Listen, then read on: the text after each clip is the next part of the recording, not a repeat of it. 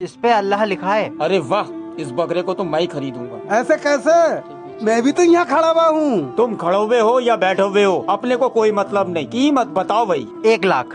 80 मैं दूंगा। 90 मैं दूंगा। 95 मैं दूंगा। किन चीजों में बहस हो रही है? मुतवल्ली साहब, ये बकरा है, इसमें अल्लाह लिखा हुआ है। मैं सोच रही हूँ मैं खरीद लूँ, ये कह रहा है मैं खरीद लूँ। मस्जिद के इमाम का महीना जाना था, चंदा ठीक से हो नहीं पाया।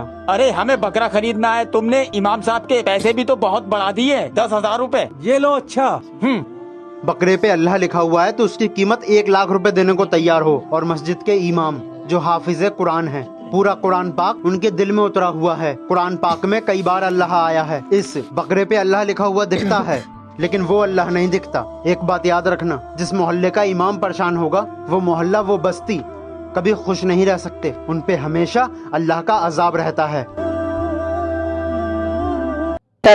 इन्होंने बहुत बेहतरीन पैगाम दिया है कि आज के दौर के लोगों का हाल भी यही है कि जब बकरे पर अगर अल्लाह लिखा हुआ मिल जाए तो उसकी कीमत 1-2 लाख रुपए लगाते हैं, लेकिन ये भूल जाते हैं कि सिर्फ बकरे पर एक मर्तबा अल्लाह लिखा हुआ होता है, लेकिन हाफिज कुरान के सीने पर तो मुकम्मल कुरान मुकद्दस की आयतें लिखी हुई रहती है।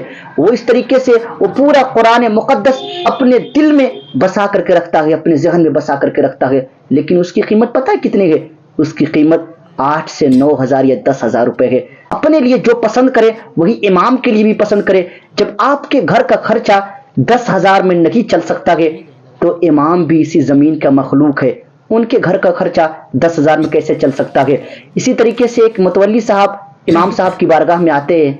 आने के बाद अर्ज करते हैं कि कल मेरे बेटे का इंटरव्यू है और आप मेरे बेटे के लिए दुआ करें कि कोई अच्छी सी नौकरी लग जाए। इमाम साहब ने दुआ की, हाथ उठाया, मौला जितनी तनख्वाह मेरी है उतनी ही तनख्वाह वाली नौकरी इस मुतवल्ली साहब के बेटे के भी लग जाए।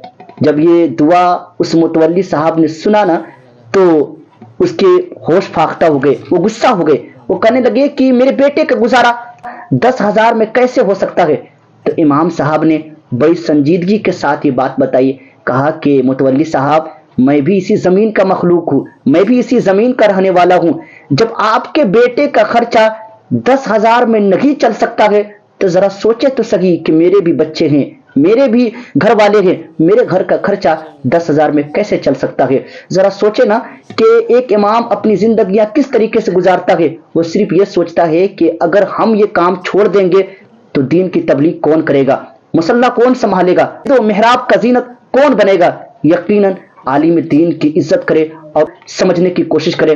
अगर आप थोड़े बहुत 10 रुपए की अगर आप एक तरीके से बढ़ाते, अपने घर में इजाफा करते हैं महीने में 10 रुपए की, तो एक इमाम की जिंदगी यकीनन खुशहाली के साथ गुजर सकती है। इसलिए इस वीडियो को ज्यादा से ज्यादा शेयर करें और अपने दोस्तों के साथ भी पहुंचाने की कोशिश करें।